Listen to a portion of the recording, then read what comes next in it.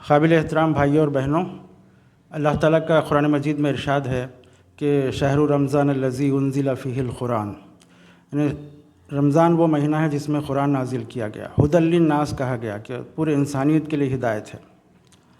تو ہدایت حاصل کرنا اصل ہمارا مقصد ہونا چاہیے قرآن مجید کی تلاوت کے ذریعے سے اور ترجمہ پڑھنے کے ذریعے سے۔ تو رمضان المبارک میں کم از کم ہم اتنا اہتمام کریں کہ جتنا ہم تلاوت کر سکتے ہیں کریں اور ترجمہ بھی پڑھیں، کیونکہ دراصل قرآن آیا ہی اسی لیے ہے کہ لوگ اس کو سمجھیں اور اس پر عمل کریں، ورنہ محض یہ کتاب حصول برکت کے لیے یا اناگریشن میں تلاوت کے لیے نہیں آئی ہے، بلکہ یہ ہدایت کے لیے آئی ہے اور پوری انسانیت کی ہدایت کے لیے آئی ہے۔ تو ہمیں اس بات کی کوشش کرنی چاہیے کہ اس کو سمجھ کر پڑھنے کی کوشش کریں۔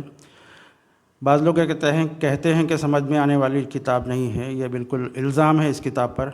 ظاہر بات ہے کہ اللہ تعالیٰ کوئی ظالم نعوذ باللہ تو نہیں ہے کہ وہ ایسی کتاب نازل کریں جو ہدایت کے لیے ہو اور اس کے بارے میں یہ کہا جائے کہ سمجھ میں آنے والی کتاب نہیں ہے۔ دراصل ہماری کوشش، ہماری جستجو اور ہماری محنت پر منحصر ہے کہ ہم کس حد تک اس کو سمجھتے ہیں۔ ہر کتاب کو، ہر چیز کو سمجھنے کے لیے وقت اور محنت کی ضرورت ہوتی ہے۔